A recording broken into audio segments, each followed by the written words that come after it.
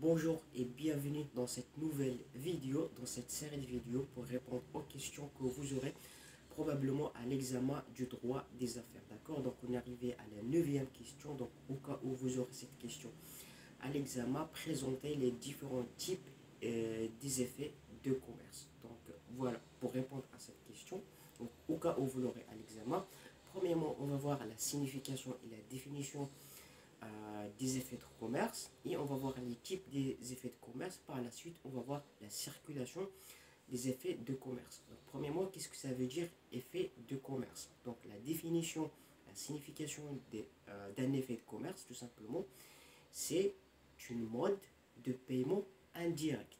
Effet de commerce, c'est une mode de paiement indirect que l'entreprise peut faire pour acheter une marchandise.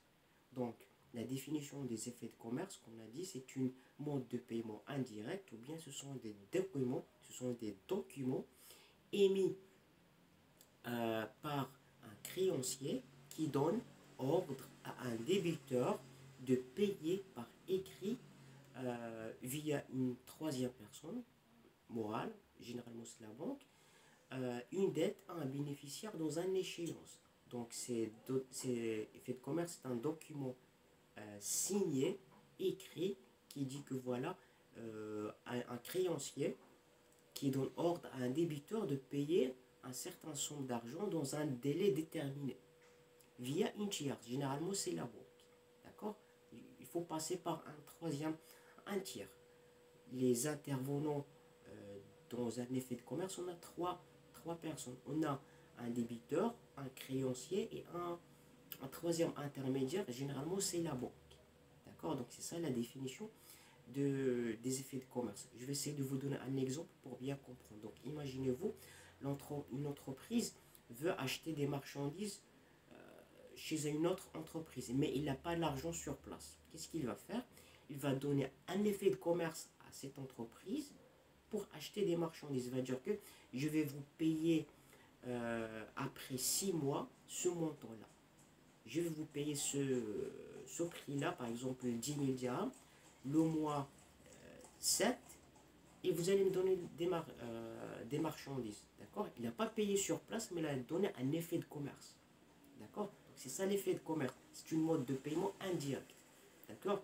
On a deux types d'effets de commerce. On a billet à ordre, et on a lettre de change. Lettre de change. D'accord? Pour comprendre la circulation des effets de commerce, c'est que ce qu'il faut savoir, c'est que les effets de commerce ne sont pas liés à une banque. On peut les transférer. Et la circulation des effets de commerce, on a 3 cas possibles. Un effet de commerce, on a 3 cas possibles. On a l'encaissement, l'endossement et l'escompte. D'accord? Donc imaginez-vous qu'une entreprise A a donné à l'entreprise B un effet de commerce. Il va dans un échéance, par exemple après 6 mois. D'accord? Premier cas, c'est que l'entreprise B peut attendre jusqu'à l'échéance pour encaisser l'effet de commerce. Ce qu'on appelle l'encaissement. Il peut attendre 6 mois pour avoir son argent. Premier cas. Deuxième cas, c'est qu'endossement. C'est-à-dire que l'entreprise B, s'il ne veut pas attendre 6 mois, il peut utiliser cet effet de commerce, il peut la donner à une autre entreprise pour acheter d'autres biens, d'autres marchandises. Donc les effets de commerce, et on peut les transférer. On peut les transférer à une autre comme mode de paiement, comme une autre, pour un autre tiers. Par exemple, un effet de commerce, sa valeur c'est 10 000 dirhams. On peut utiliser cet effet de commerce pour acheter d'autres marchandises. On peut les transférer. C'est ce qu'on appelle endossement. Là, d'accord? Et troisième cas, c'est escompté. Par exemple, l'entreprise B ne peut pas attendre jusqu'à l'échéance de 6 mois pour avoir son argent. Il peut aller à la banque et dire à la banque, ok, je veux cet argent tout de suite maintenant. Mais la banque ne peut pas donner la totalité de l'argent, mais il peut l'escompter. Par exemple, la valeur de l'effet de commerce, c'est 10 000 dirhams. La banque va donner à l'entreprise juste 9 500 dirhams. Il a escompté un petit part. C'est ce qu'on appelle l'escompte. D'accord? Donc, c'est ça les 3 cas possibles dans la circulation des effets de commerce. J'espère que vous l'avez compris. Si vous ne l'avez pas encore compris, vous pouvez me le dire dans les commentaires. Allez, c'est la fin de cette vidéo. Je vous dis bon courage et à la prochaine. Inch'Allah.